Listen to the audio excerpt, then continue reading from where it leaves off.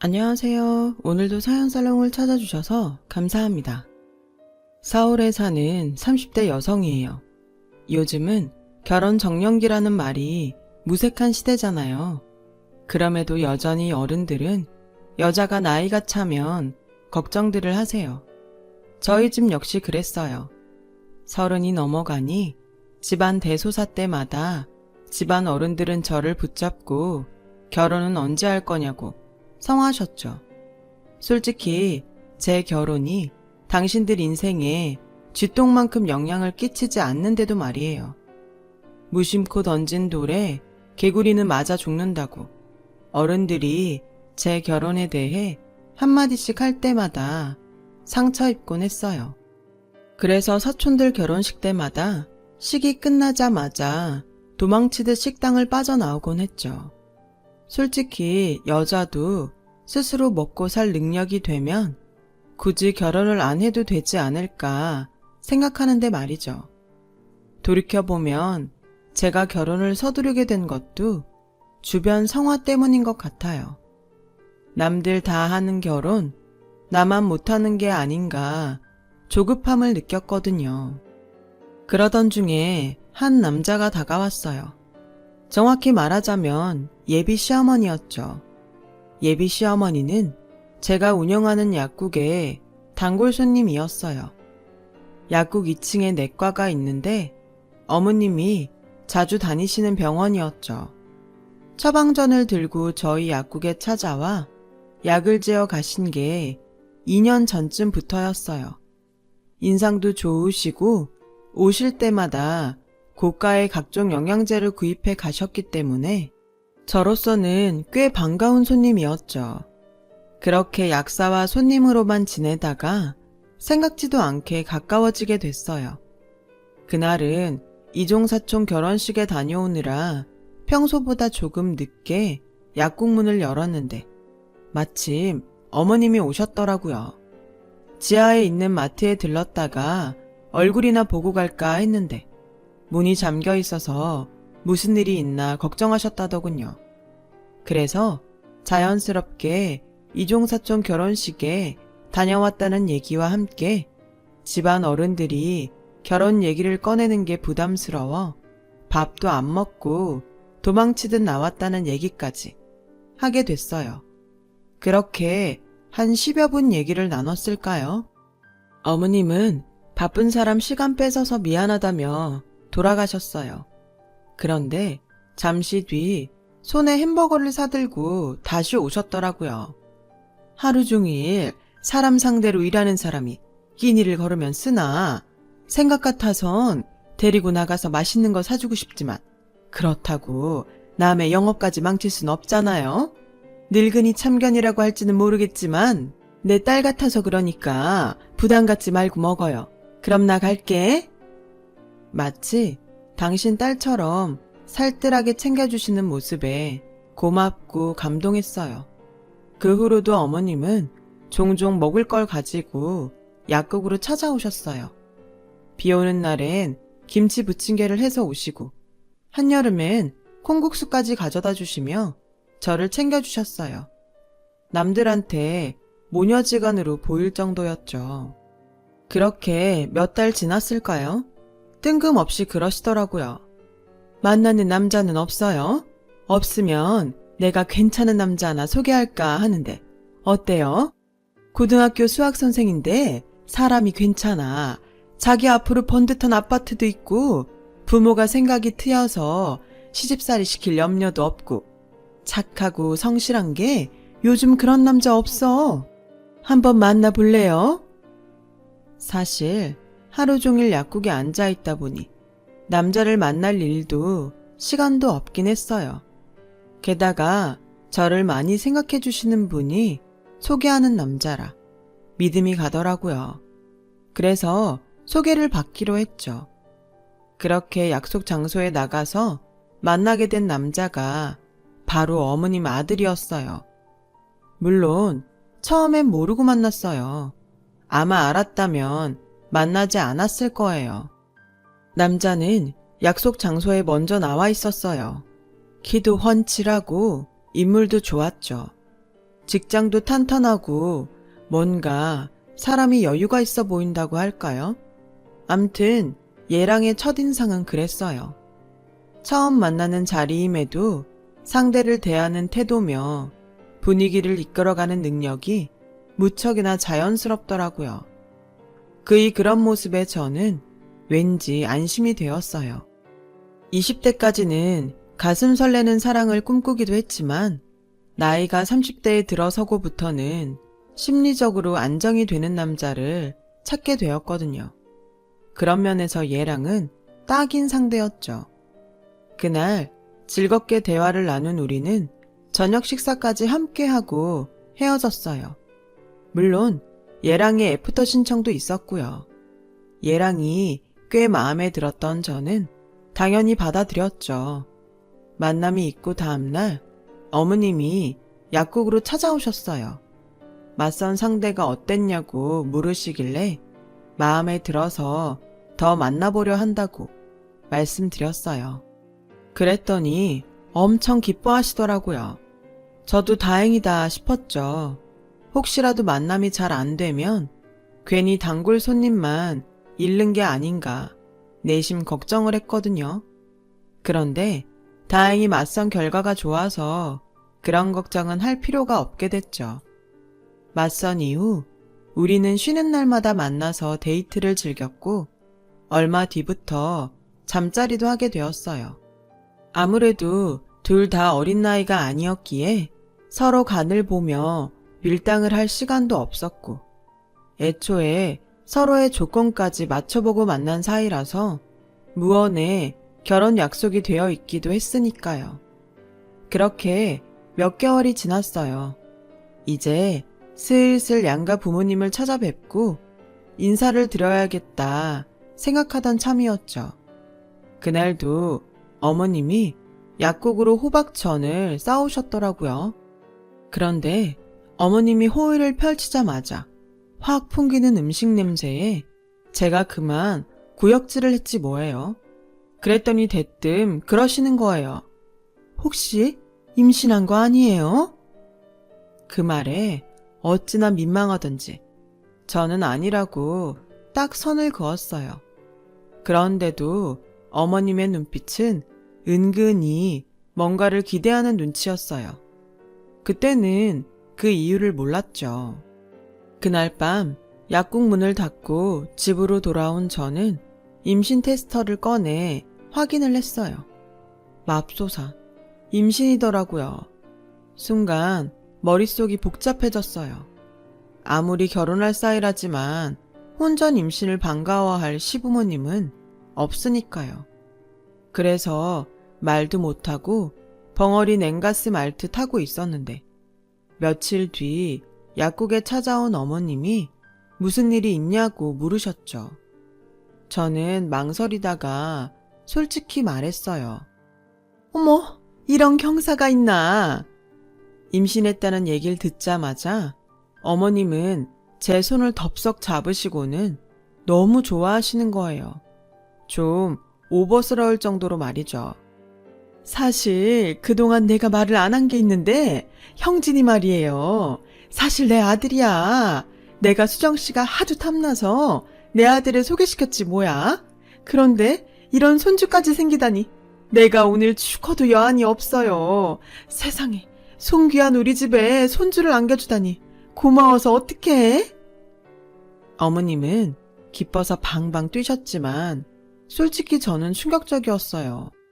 물론 어머님이 좋은 분인 건 알지만 그래도 그동안 저한테 숨긴 채 아들을 소개하고 그 후로도 아무 일 없는 것처럼 제 약국에 드나들었다는 게 꺼림칙했거든요. 그건 얘랑한테도 마찬가지였어요. 그래서 밤에 얘랑을 불러내 따졌어요. 어떻게 사람이 그럴 수가 있어? 어머님은 그렇다 쳐도 자기는 나한테 솔직히 말했어야지. 언제까지 날 바보로 만들 생각이었어? 내가 이런 당신을 어떻게 믿냐고. 자기야, 정말 미안해. 사실 처음 만난 날 말하려고 했는데 혹시 자기가 그 이유로 안 만나주면 어쩌나 걱정이 돼서 말을 못했어. 한 번 기회를 놓치고 나니까 말할 기회가 안 생긴 거고. 어머니도 그래서 말할 기회 엿보려고 자주 찾아가셨던 모양인데 오히려 그게 더 오해를 사게 됐네. 미안해 자기야. 얘랑의 말에 마음이 풀린 건 아니었지만 그래도 어쩌겠어요. 이미 결혼할 마음도 생겼고 뱃속에 아이까지 생긴 마당에 먼저 말 안 했다고 파투를 낼 수도 없고 말이죠. 그래서 일단 사과를 받아주기로 했어요. 그리곤 저희 집에도 제 임신 사실을 말씀드렸죠. 저희 부모님은 한숨을 푹 쉬시더라고요. 아무리 세상이 달라졌다 그래도 결혼도 안 한 여자가 애부터 임신해 시집가면 어느 시부모가 좋아하겠냐며 걱정을 하시더라고요. 그건 저 역시 마찬가지였어요. 농담처럼 요즘엔 혼수로 아이를 뺏어간다고 하지만 그게 어디 그런가요? 얼마나 몸을 함부로 굴렸으면 결혼도 하기 전에 애까지 뱉냐고 하겠죠. 어머님이야 저랑 알고 지낸 시간이 있으니 대놓고 얘긴 안 하셨지만 속마음이 어떤지는 모르잖아요. 그런데 이런 제 걱정이 한 번에 날아갈 일이 생겼지 뭐예요? 뭐? 어머님이 임신 축하 파티를 열어주신다고? 엄마가 자기한테 너무 고맙다고 풀빌라 빌려서 파티 열어주신대. 마음 같아선 부모님도 참석하고 싶어 하셨지만 자기한테 부담될까봐 우리끼리 즐기라고 하셨어. 그러니까 친구들한테 연락해서 시간 되면 다들 오라고 그래. 준비는 내가 다 할 테니까. 얘랑의 말에 눈물이 핑 돌았어요. 임신 사실을 알고부터 내심 죄 지은 기분으로 지냈는데 이렇게 파티까지 해주시며 기뻐하시는 예비 시부모님을 보니 응어리가 확 풀리는 것 같더라고요. 이렇게 좋은 시부모님을 만나게 돼서 다행이란 생각도 했고요. 그렇게 저는 친구들을 불러 풀빌라에서 임신 축하 파티를 했어요. 이미 결혼한 친구들은 이런 저를 엄청 부러워했죠. 특히 혼전 임신으로 시댁 식구들한테 엄청 눈총을 받던 친구는 부럽다며 눈시울을 붉히더군요. 그 모습을 보니 시댁에 더 고맙더라고요. 그렇게 저는 행복에 취해 앞으로 다가올 청사진만 그리고 있었어요. 파티를 마치고 며칠 뒤 얘랑은 우리 집에 찾아와 부모님께 인사를 드렸어요. 그리고 얼마 뒤 상견례를 가졌죠. 상견례장에서 저희 부모님은 자식이 혼전 임신을 한 게 부끄럽다고 하셨고 시부모님은 오히려 반색하시며 저희 부모님께 감사 인사를 하셨어요. 특히 예비 시어머니께서요. 오히려 감사를 드려야죠. 저희 애가 나이도 있고 특히나 저희 집이 손이 귀한 집안이라 이보다 더 기쁜 소식은 없습니다. 귀한 따님 보내주시는 것만으로도 저희는 고마워서 몸둘 바를 모르겠어요. 기왕 얘기 나온 김에 확실히 할게요. 저희 혼수고 예단이고 필요 없습니다. 우린 그저 며느리만 있으면 됩니다. 이미 애들 살 집도 있고 집안 살림도 새 거라서 새로 살 필요도 없어요. 그러니 아무 걱정 마시고 결혼식이나 서둘러 치렀으면 합니다. 이런 예비 시어머니의 말씀에 저희 부모님은 감동하셨어요. 그건 저 역시 마찬가지였고요. 그렇게 화기애애하게 상견례를 마치고 바로 결혼식 날을 잡았어요. 유명 한식당에서 가족들만 모시고 조촐하게 스몰 웨딩을 하기로 했거든요. 처음엔 남들처럼 예식장에서 할까도 했지만 이미 예식장 예약이 거의 다 차서 3개월 이상 기다려야 하더라고요. 하지만 그때가 되면 제 배도 많이 부를 것 같아서 스몰 웨딩으로 결정했어요. 그러자 집안 어른들이 한 소리 하셨죠. 하나뿐인 딸내미 시집 보내는데 도둑장가 보내듯이 그렇게 보내냐고요.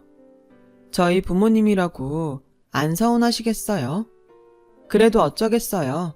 예식장 기다리다가 딸아이 배는 불러올 판이고 그렇게 되면 식장에 들어가서도 사람들 뒷말을 들어야 할 텐데 그러느니 욕 좀 먹더라도 후딱 해치우자 생각하신 거죠. 그런 부모님 마음을 알기에 저로선 정말 죄송할 뿐이었죠. 그래도 혼수며 예단비 안 드리고 결혼하는 거니까 내심 미안한 마음이 덜 하긴 했어요. 엄마는 아무리 혼수를 하지 말라고 했다지만 그래도 쓰던 물건으로 신혼을 보내는 건 못마땅하시다며 얘랑 집에 들러 살 것 좀 정리해보자고 하셨어요. 그래서 얘랑의 아파트로 갔죠. 32평짜리 아파트더라고요. 게다가 TV며 냉장고, 식기 건조기까지 없는 거 없이 다 있었어요. 가전제품들이 거의 새 거에 가까워서 어머님 말씀대로 혼수를 해올 필요가 없을 정도였죠. 남자 혼자 사는 집이 이 정도일 줄은 몰랐네. 누가 보면 신혼집인 줄 알겠다. 엄마는 집을 둘러보시며 혼잣말처럼 그러셨어요. 저 역시 같은 생각이 들었죠. 결국 커튼과 침구, 그릇 세트 정도만 새로 준비하기로 했어요. 그렇게 결혼식을 일주일쯤 앞둔 어느 날이었어요. 결혼식 전에 제 물건을 얘랑 집으로 옮겨둘 요량으로 아침 일찍 얘랑 집을 찾아갔어요. 1층에 엘리베이터가 멈춰 서더라고요. 박스를 들고 급하게 달려가 겨우 엘리베이터에 올랐는데 먼저 타고 있던 젊은 여자가 저를 빤히 보는 거예요. 근데 왠지 눈빛이 싸하더라고요. 여자는 제게 몇 층으로 가냐고 물었고 박스 때문에 손이 없던 저는 17층이라고 대답했어요. 그랬더니 17층 버튼을 눌러주더군요. 다른 층 버튼을 안 누른 걸로 보아 저랑 같은 층에 사는 여자인 것 같았죠. 그래서 제가 먼저 인사를 했어요. 어머, 17층에 사시나 봐요. 저는 1706호 살아요. 그러자 여자가 입술을 바들바들 떨더니 한숨을 몰아쉬더군요. 그리곤 떨리는 목소리로 제게 말했어요. 1706호에 사신다고요? 거긴 저희 집인데요. 그 순간 알았어요. 내 결혼이 뭔가 잘못됐다는 걸요. 17층에 도착했지만 우리는 둘 다 내리지 않았어요. 그리곤 다시 1층으로 내려가 근처 커피 전문점으로 향했어요. 제가 우유를 시키자 여자가 살짝 탄식을 하더군요. 알아챈 거죠. 제가 임신을 했다는 걸요. 눈치채셨겠지만 저 형진 씨 아내예요. 결혼한 지 2년 됐어요. 3개월 전부터 별거에 들어갔지만 그래도 아직 이혼은 안 했으니까 법적으로는 부부 맞아요. 엘리베이터에서 여자를 본 순간 이미 짐작했지만 그래도 막상 여자 입으로 정황을 들으니 눈물부터 나더군요. 그리곤 이내 뱃속의 아이를 어쩌나 걱정이 됐어요. 제가 배를 손으로 감싸자 여자는 부러운 듯 바라보더군요. 여자는 불임이었거든요. 남편과는 대학교 3학년 때 교생 실습을 나갔다가 만났다고 했어요. 당시 배정받은 학급에 담임 선생님과 교생으로요. 교생 실습을 하는 동안 남편은 여자에게 조언을 해주겠다며 종종 술을 사줬고 술에 취한 여자를 자기 집으로 데려가 관계를 가졌다고 하더군요. 그리고 얼마 뒤 자신이 임신을 했다는 사실을 알게 된 거죠. 사귀는 사이도 아니었던 탓에 남편은 여자에게 낙태를 종용했고 실습을 나온 학교에서 문제를 일으키는 게 두려웠던 여자는 불법 낙태 시술을 받고 만 거예요. 이후로도 남편은 종종 여자를 불러냈고 그러다 2번째 임신을 하게 됐다더군요. 이번에도 남편은 여자에게 책임감 없이 같은 걸 요구했고 여자는 스트레스 때문에 자연스레 유산이 되었다고 하더군요. 하지만 뒤늦게 이런 사실을 알게 된 여자 측 부모가 남편의 학교로 찾아갔고 결국 결혼을 하는 걸로 사건은 마무리됐다고 했어요. 결혼 후 여자는 임용고시에 합격해 중학교에 발령을 받았고 교사 부부로 살아가던 중 산부인과에서 불임 판정을 받고 만 거죠. 그 사실을 알게 된 건 6개월 전쯤인데 불임 사실을 알리자마자 시어머니는 여자의 머리채를 잡고 욕을 해대며 당장 이혼하라고 난리를 쳤다더군요. 그날 이후 살떨리는 시어머니의 협박이 이어졌고 그렇게 몇 달을 참다가 결국 3개월 전 집을 나왔다고 했어요. 처음엔 끝까지 버텨보려고 했는데 남편이 설득을 했다더군요.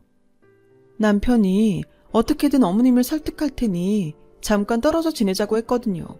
그런데 이렇게 뒤통수를 칠 줄은 꿈에도 몰랐네요. 어쩜 지 엄마 닮아서 하는 짓도 같을까? 6개월 전이면 어머님이 저에게 남편을 소개하던 그 즈음이었어요. 그러니까 며느리를 내보내기로 작정하고 바로 새 며느리 사냥에 나선 거였죠. 전 어머님의 타깃이 된 거였고요. 여자는 이혼할 생각이 없다고 했어요. 적어도 자신을 이렇게 만든 사람들한테 복수하기 전까지는 말이죠. 여자와 헤어진 저는 집으로 돌아와 부모님께 이 사실을 알렸어요. 엄마는 충격에 쓰러지셨고 아빠는 역시 충격으로 아무 말도 하지 않으셨죠. 문제는 뱃속의 아이였어요. 아이만 아니라면 당장 파혼을 하고 죄다 결혼 사기로 고소해버리겠지만 그럴 수가 없었죠. 정신을 차린 엄마는 당장 병원 가서 수술부터 받자고 하더군요. 마음 같아선 저도 그러고 싶었지만 차마 발길이 떨어지지 않았어요. 그래서 일단 생각 좀 해보겠다고 말씀드리곤 출근을 했어요. 그런데 예랑과 예비 시어머니가 약국 앞에서 저를 기다리고 있더군요. 여자한테 얘기를 들은 모양이었어요. 두 사람은 마치 억울해 미치겠다는 표정으로 여자에 대해 거짓말을 늘어놓았어요. 아가, 미리 얘기 못한 건 미안하다. 그런데 말이다, 내 아들이랑 그 애는 이미 이혼한 사이야. 따지고 보면 우리도 피해자다. 애도 못 갖는 게 내 아들 꼬셔서 결혼해놓군 이제 와서 뻔뻔하게 불임이라고 그러는데 우린들 어쩌겠니? 너한테는 면목 없다만 너 우리 형진이 좋아하잖니. 게다가 뱃속에 애도 생각해야지. 그저 액땜한다 생각하고 있자. 이번 일만 넘겨준다면 우리가 널 평생 모시고 살마. 그래 자기야, 나 그 여자랑 처음부터 정 같은 건 없었어. 엄마 말대로 속아서 한 결혼이었고 그나마도 이젠 남남이야. 자기도 알잖아. 내가 자기를 얼마나 사랑하는지. 우리 흔들리지 말자. 우리 아기 낳고 보란듯이 알콩달콩 살아보자고. 응? 모자는 발등에 불 떨어진 사람들처럼 앞다퉈가며 제 마음을 잡으려 멋대로 짓거려댔어요. 그럼 모자는 마치 먹잇감을 앞에 두고 혓바닥을 날름거리는 뱀 같았어요. 어찌나 몸서리가 처지던지 생각 같아선 모자의 얼굴에 침이라도 뱉고 싶은 심정이었죠. 그래? 이미 남남이다 이거지? 그럼 당장 혼인관계 증명서부터 발급해와. 아니지, 나랑 직접 가서 떼보자. 그러자 얘랑은 말을 얼머부렸어요. 그게 이혼은 했는데 아직 서류가 다 정리된 게 아니라서 말이야. 무슨 개똥 같은 소리야. 이혼을 했는데 왜 서류 정리가 안 돼? 자꾸 이렇게 거짓말 할래? 인간이 왜 이렇게 구차하니?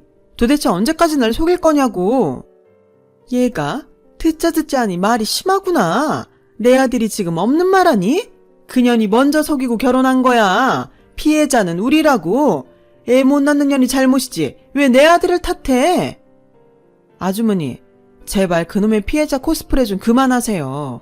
그 여자 불임 만든 거 당신 아들이에요. 10살이나 어린 여자 결혼 전에 2번이나 아기 잘못되게 만들어서 결국 불임 만든 거라고요. 너도 입 있으면 말해봐. 선생이랑 작자가 술 취한 교생 건드려서 임신시켜놓고 낙태까지 종용해? 그것도 2번이나? 그래놓고 이제 와서 불임이라서 이혼을 하겠다고? 네가 인간이니? 네가 그러고도 선생이야? 아줌마, 손주 안고 싶다 그랬죠. 근데요, 전 대같이 마귀 같은 인간한텐 제 아이 못 안기겠어요. 특히 이런 파렴치한 인간이랑은 결혼 못해요. 그러니까 손주 안을 생각 꿈도 꾸지 마세요. 너도 똑바로 들어. 너 같은 건 평생 부모가 되면 안 돼. 교사란 이름으로 애들 앞에 서서도 안 돼. 네 아이 임신한 여자를 그렇게 함부로 대해놓고 네 자식을 안길 바래? 이 미친놈아, 정신 차려. 결혼? 웃기고 있네. 넌 결혼 사기로 콩밥 먹을 준비나 해. 암튼 난 할 말 다 했으니까 내 약국에서 당장 나가요. 저는 두 사람을 문 쪽으로 떠밀었어요. 그런데 그때였어요. 예비 시어머니가 제 머리채를 잡아주며 마구 흔들기 시작했죠. 이거사, 넌 없어도 되지만 내 손주는 찾아가야겠다. 네 배를 갈라서라도 찾아갈 테다. 내 손주 내놔라 이거사. 자기 엄마의 돌발 행동에 깜짝 놀란 얘랑은 달려들어 지 엄마를 말렸어요. 하지만 힘이 어찌나 센지 오히려 자신이 튕겨나갈 정도였죠. 저는 필사적으로 그 소나기에서 빠져나오려 발버둥을 쳤지만 역부족이었죠. 그러다 결국 바닥에 내던져졌고 구석에 나동그라지고 말았어요. 그리고 그 순간 제 다리를 타고 시뻘건 피가 흘러내렸어요. 저는 피를 보고는 이내 기절을 해버렸죠. 눈을 떠보니 병원이더군요. 제 침상 옆에서 울고 있던 엄마는 제가 눈을 뜨자 다가왔어요. 그리곤 머리를 쓰다듬어 주시며 연신 괜찮다는 말만 하셨어요. 아빠는 제 손을 꾹 잡아주셨고요. 정신을 잃기 전 하혈을 확인했던 터라 유산을 했으리란 건 짐작하고 있었어요. 하지만 의사를 통해 사실을 확인하고 나니 눈물이 그치지 않더라고요. 그동안 약국을 하면서 유산을 한 임산부들을 수없이 봤지만 직접 경험을 해보니 그 어떤 말로도 위로가 안 되더라고요. 아이를 잃은 여자는 그 순간부터 미친 여자가 된다더니 정말 미쳐버릴 것만 같았어요. 그래서 더더욱 내 아이의 목숨을 앗아간 인간들을 용서할 수 없더라고요. 며칠간 병원에서 안정을 취한 저는 퇴원 후 바로 얘랑이 다니는 고등학교 게시판에 남편의 실체를 폭로하는 글을 올렸어요. 증거사진도 첨부해서요. 그러자 얘랑이 바로 전화를 했더군요. 전화를 받지 않자 문자로 온갖 욕설과 협박을 해대며 당장 글을 지우라고 강요했어요. 저는 이 문자들을 모조리 캡처해서 변호사 사무실을 찾아갔죠. 변호사와 상의 끝에 저는 예비 시어머니를 사기와 폭력으로 고소했어요. 그 남자는 결혼 사기와 협박으로 고소했고요. 재판이 진행되는 과정에서 그 남자의 부인이 저를 도와 증인이 돼준 덕분에 생각보다 쉽게 승소할 수 있었어요. 제가 유산한 사실을 알고 죄책감을 느낀 건지 아니면 저를 통해 복수를 할 생각이었는지는 모르겠지만요.